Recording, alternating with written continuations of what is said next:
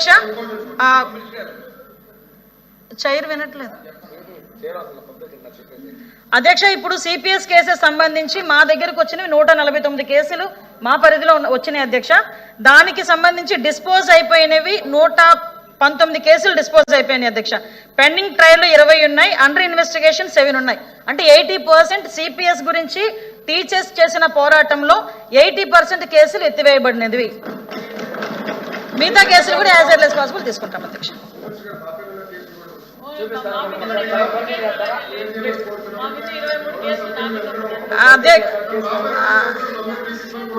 మంత్రి గారు, home minister గారినా సరే అన్ని కూడా రివ్యూ చేసి చేయండి. యాక్షన్ గవర్నమెంట్ బిల్ కూర్చోండి.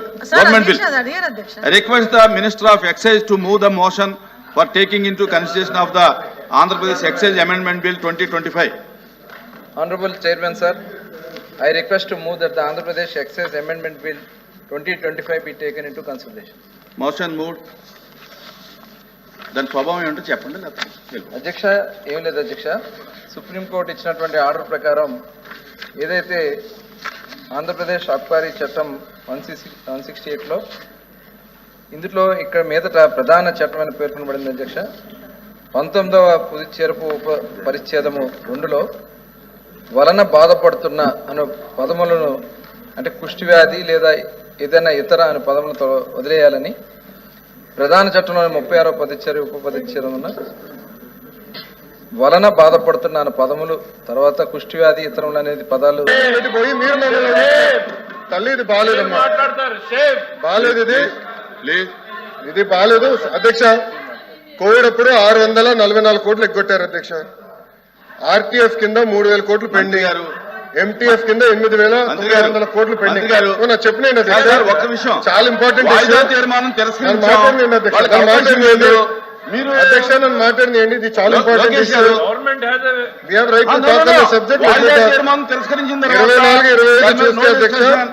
24-25 చూస్తే మన ప్రభుత్వం కూటమి ప్రభుత్వం వచ్చిన తర్వాత 1200 కోట్లు రిలీజ్ చేశాం. పెండింగ్ ఉన్న 1400 కోట్లు వచ్చే 3 నెలలు మేము రిలీజ్ చేస్తాం. మీరు 4000 కోట్లు బకాయిలు పెట్టి మీరు మాట్లాడితే ఎట్లమ్మా? 4000 crores 4000 కోట్లు మీరు బకాయిలు పెట్టి పోయి మీరు మాట్లాడతారు. 4000 కోట్లు కోవిడ్ 644 కోట్లు కోవిడ్ ఎప్పుడు బకాయిలు పెట్టారు స్వామి? వాయిదా ప్రశ్న ఏది కూడా రికార్డు కాదు. ఏంటో చెప్పండి మాకు. కూర్చోండి దయచేసి కూర్చోండి, ప్లీజ్ కూర్చోండి.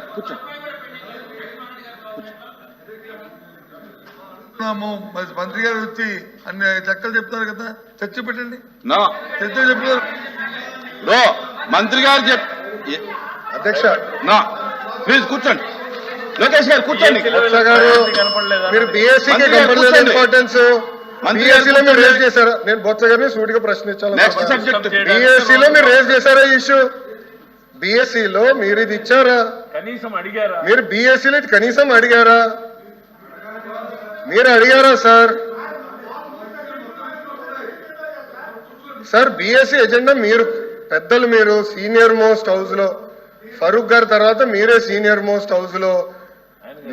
నేను మిమ్మల్ని కోరేది ఏంటంటే, మీకు అంత ఇంట్రెస్ట్ ఉండుంటే మీరు కూర్చొని చైర్మన్ గారితో మాట్లాడి ఎజెండాలో పెట్టుంటే సమాధానం చెప్పినా మేము సిద్ధంగా ఉన్నాం.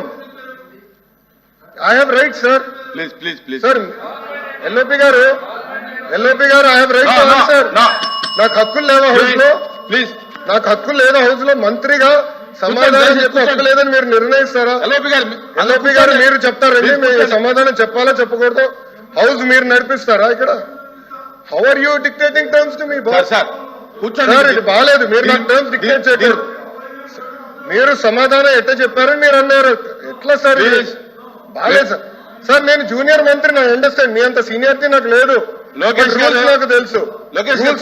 As a minister I have right to answer. Rules లో I have right to answer sir. ఇది ఇరు వర్గాల వాదన. I have right to answer. మంత్రిగా దయచేసి బీఎస్సీలో తీసుకోండి, మాట్లాడుకుని తప్ప. మీరు మంత్రిగా ఉన్నప్పుడు 4000 కోట్లు బకాయిలు పెట్టిపోయి మీరు మమ్మల్ని అడిగితే ఎట్లా సార్? 4,000 crores పెండింగ్ పెట్టారు. మీరు మంత్రిగా ఉన్నప్పుడు 4,000 కోట్లు బకాయిలు పెట్టిపోయి మీరు మమ్మల్ని అంటారు కాదా? బకాయిలు పెట్టలేదా? ఒక్క నిమిషం, బకాయిలు పెట్టలేదా? మీరు బకాయిలు పెట్టలా సార్? ప్లీజ్ లోకేష్ గారు సబ్జెక్ట్ మీకు కొంచెం వీక్. కూర్చోవాలి, దయచేసి కూర్చోవాలి. 644 కోట్లు కోడప్పుడు బకాయిలు పెట్టారు. ఓకే, మంత్రి గారు 2021 Q4 683 కోట్లు బకాయిలు. 23-24 Q2 Q3 Q4 1753 కోట్లు బకాయిలు. మీ టైంలో బకాయిలు పెట్టి ఎంటీఎస్ మీ టైంలో 895 కోట్లు బకాయిలు పెట్టి మీరు మమ్మల్ని అడుగుతారు సార్? లోకేష్ గారు అందుకే మీరు బీఎస్సీలో తీసుకురావాలా? మీరు బీఎస్సీలో అందుకే తీసుకురాలి subject. Come to BSC, we will debate. I'm ready to debate on education. పోయినసారి బొత్స గారు మీరు వాకౌట్ చేశారు. పోయిన సెషన్ ఎడ్యుకేషన్ మీద నేను డిబేట్ చేసినప్పుడు మీరు అదే తలుపు నుంచి మీరు బయటకు వెళ్లారు. I'm ready for debate. Education మీద చర్చించడానికి నేను రెడీ. మీ టైంలో 12 లక్షల మంది పిల్లలు ప్రభుత్వ పాఠశాలకు దూరవుతారో చర్చించడానికి నేను రెడీ. సరైన ఫార్మాట్ లో రండి, ఐ విల్ డిస్కస్. ప్లీజ్ కూర్చోవాలి. చంద్రశేఖర్ రెడ్డి గారు కూర్చోండి.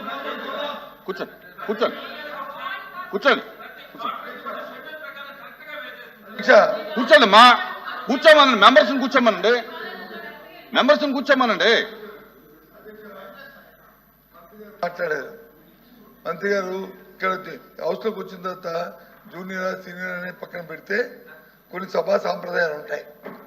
ఆయన మాట్లాడిన మాటలు వీఆర్ యూ టాక్, ఈ పదాలని దయచేసి పౌరుష పదాలని అవి మాట్లాడకూడదు. ఒకటి రికార్డులో చూసుకోండి. రికార్డులో చూసుకోండి. ఒకటి నేర్చుకోండి. ఇంకోటి ఏదైతే మంత్రి గారు చెప్పారో సరే కూర్చోండి. ఒక నిమిషం, ఒక సెకండ్ సార్. ఆయన చెప్పింది ఏదైతే మంత్రి గారు చెప్పారో 400 కోట్లు 4,000 కోట్లు మేము బకాయి పెట్టామని అవన్నీ వాస్తవ విరుద్ధం.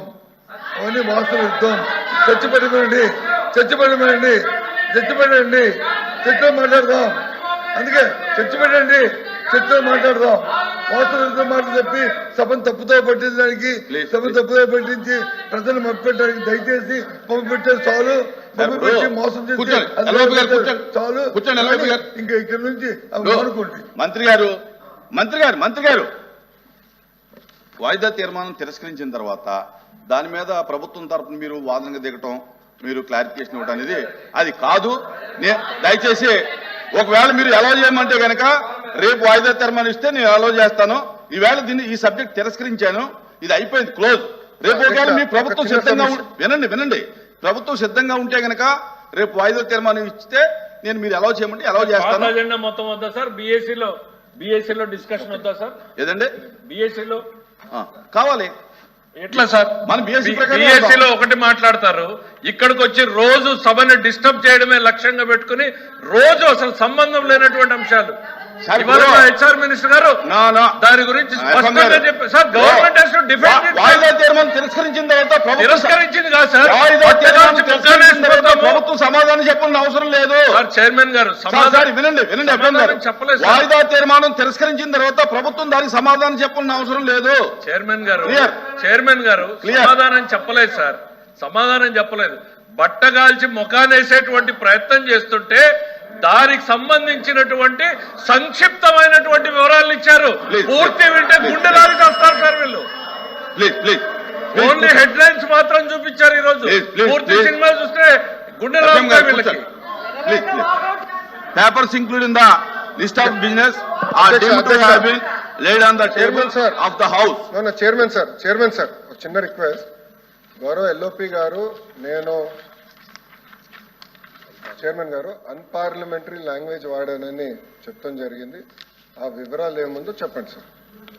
చెప్పండి, మీకేమేం పడిందో మాకు అర్థం లేదు. నేను ఎక్కడ అన్పార్లమెంటరీ రికార్డ్ అయి ఉంటే గనక రికార్డ్ పంపండి. సెకండ్ సార్, రికార్డ్ అయి ఉంటే గనక పంపండి, నేను చూసి అందరు విన్నారు. 1 సెకండ్ అధ్యక్ష, ఇది చాలా ఇంపార్టెంట్ ఇష్యూ. ఇదే అంటున్నారు. మళ్ళీ ఆరోపణలు చేసి తప్పించుకుంటాం కాదు. I have never used any unparliamentary language. నేను చాలా గౌరవిస్తాను. బొత్స గారు అన్నాను, నేను ఎప్పుడు వచనంతో కూడా మాట్లాడలేదు. ఎల్ఓపి గారిని గౌరవిస్తాను, ఆయన ఏజ్ని నేను గౌరవిస్తాను, ఆయన సీనియారిటీని కూడా గౌరవిస్తాను. నేను బహుశా హౌస్లో ఫరూక్ గారు బొత్స గారు సీనియర్ మెంబర్స్ అని చెప్పాను. అంటే వాళ్ళు సీనియారిటీని అడగండి. ఫరూక్ గారు నేను ఎంత గౌరవిస్తానో మా సభ్యులందరికీ తెలుసు అధ్యక్ష. దయచేసి తప్పు ఏదైనా అభ్యంతరం ఉంటే చూద్దాం, దాంట్లో ఏదైనా అభ్యంతరం ఉంటే చూద్దాం. Please I am to announce to the house that I have received the following message from the Honorable Speaker, Andhra Pradesh Legislative Assembly. In accordance with Rule 123 of the Rules of the Procedure and Conduct of Business in the Andhra Pradesh Legislative Assembly, I transmit a copy of the Andhra Pradesh Excise Amendment Bill 2025, LA Bill number 15 of 2025 as passed by the Legislative Assembly on 22 September 2025 and signed by me. The above bill is before the House. Question number 13957, Farooq Gar, Law Minister. నమస్తే sir. మొదటి ప్రశ్నకు సమాధానం 2024-25 కాలంలో బడ్జెట్లో 175 కోట్ల 0.5 కేటాయించడం జరిగింది. కానీ ఇప్పుడు ఫైనాన్షియల్ కన్స్ట్రెయిన్స్ వల్ల విడుదల కాలేకపోయింది. మళ్ళా 2025-26కు 175.5 కోట్ల రూపాయలు కేటాయించడం జరిగింది సార్. ఇది ఫైనాన్స్లో ఉంది.